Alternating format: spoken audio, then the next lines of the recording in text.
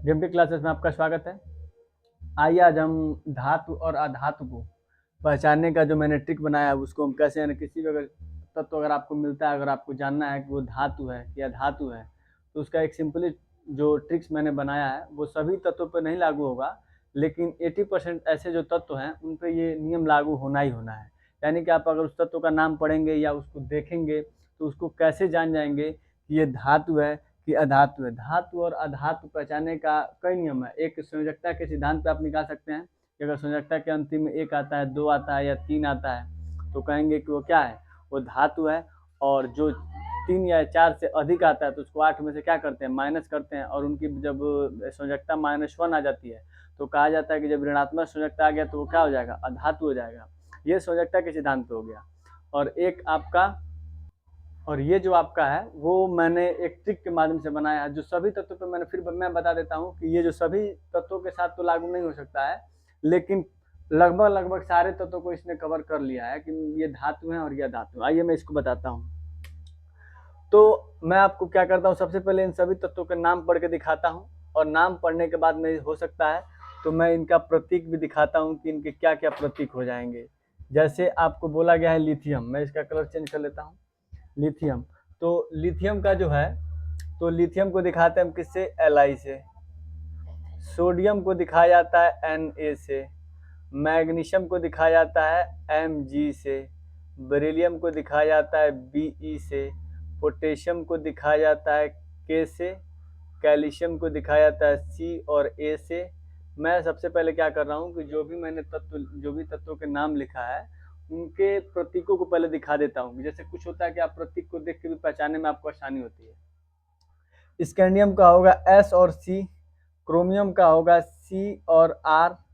Gallium का होगा G और E। और उसके बाद से गैलियम का G होता है, शायद G होता है। स्ट्रांसियम का होता है SR। कैडमियम का होता है C और D। सीजियम का होता है CS। और प्लेटिनम का होता है P और T। ये होगा इस तरफ के, और इस तरफ के ये हो गए हैं। अब इसमें आप बताएंगे, अब दूसरे का देखते हैं। रेडियम का आप मुझे बताएंगे। थैलियम का होता है T और H। थैलियम का T होता है शायद TH। एल्युमिनियम का होता है Al। और रुबिडियम का होता है RB। बेरियम का होता है बी और ए। अगर यही होता है बेरिलियम तो बेरिलियम का Be।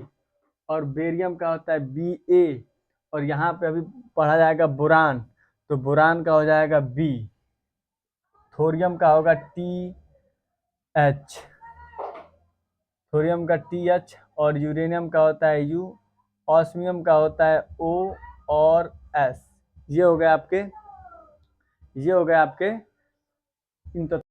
अब हम आते हैं दूसरे पार्ट के, जो मैंने रेड कलर से लिखा है इसको लिख देते हैं। थैलियम का होता है Tl, शायद याद आ गया मुझको।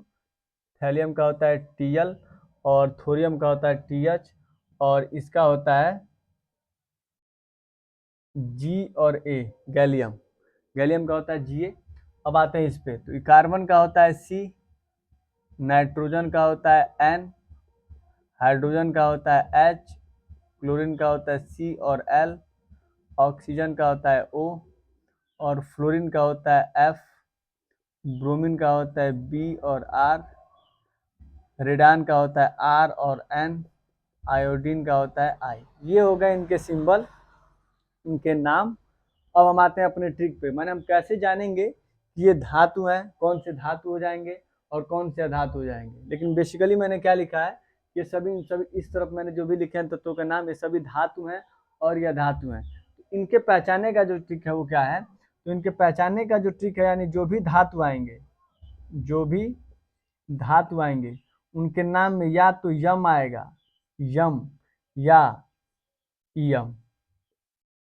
ईयम यानी कि उनके लास्ट के अंत में, यानी उनके जो भी नाम है उनके अंत में आप देखेंगे या तो यम आएगा और नहीं तो ई की मात्रा ईयम। लगभग जैसे देखिए सब में ईयम ही कहेंगे उसमें। जैसे देखिए लिथियम, ईयम। Sodium, magnesium, beryllium, potassium, calcium, scandium, chromium, gallium, strontium, cadmium. Cadmium होता है, कैडमियम, सॉरी इसको सही कर दूं मैं। कैडमियम, कैडमियम, एक मिनट, कैडमियम होगा, कैडमियम, कैडमियम, अब सही हो गया, कैडमियम। उसके बाद सीजियम, प्लेटेनियम, रेडियम, इसका आपको बताना है इसका प्रतीक क्या होगा कमेंट बॉक्स में।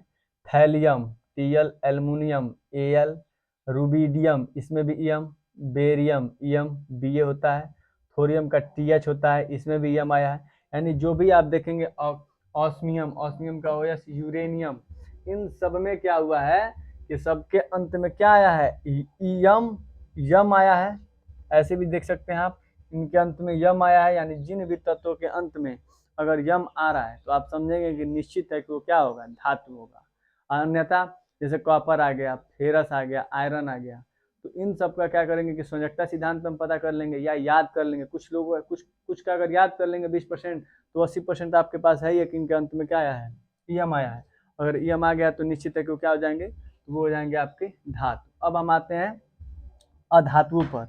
अधातु का जो पहचानने का ट्रिक है वो क्या हो जाएगा, तो जो अधातु होंगे, अधातु, उनके अंत में सबसे आसान चीज ये होगा कि उनके अंत में या तो इन आएगा और नहीं तो अन आएगा, नहीं तो इन और नहीं तो अन। जैसे कार्बन, अन आ गया, कार्बन, कार्बन का सी, नाइट्रोजन, अन आया है, प्रतीक, प्रतीक का मतलब कि जो सबसे अंत में जुड़ते हैं, हाइड्रोजन, अन आया है, क्लोरीन, अब इसमें इन आ गया है तो इन जोड़ देंगे, इन भी अधातु है, ऑक्सीजन, अन आ गया, फ्लोरीन, इन आ गया, ब्रोमीन, इन आ गया, रेडॉन, अन आ गया, आयोडीन, इन आ गया, और भी हैं।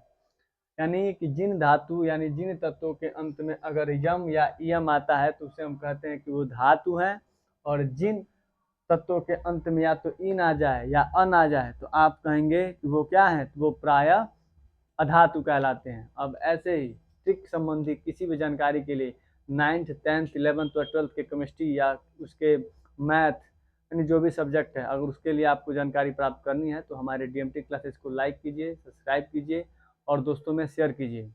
और वीडियो कैसे लगी, क्लास आपको अच्छी लगी, क्या चीज़ समझ में नहीं आया, आप कमेंट बॉक्स में जरूर दीजिए। धन्यवाद।